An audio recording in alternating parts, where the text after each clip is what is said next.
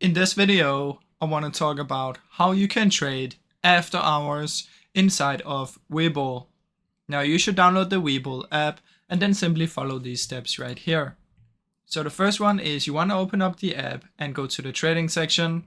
Once you're inside of the trading, what you want to do is select the stock that you want to trade and you want to create an order.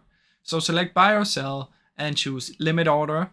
Once you've done that, what you want to do is enter the price and the quantity, and then you can select the trading hours. So tap on the drop down menu next to trading hours and select include EXT, which is extended hours. Then you can choose your time in force. So just choose the desired one. You can select this one on your own. And then you just simply want to place the order, and now this is done. So this is the easiest way to do this, guys. I really hope you enjoyed this short video. If you did, please leave a like and subscribe, as it helps me out a ton. Thank you so much for watching.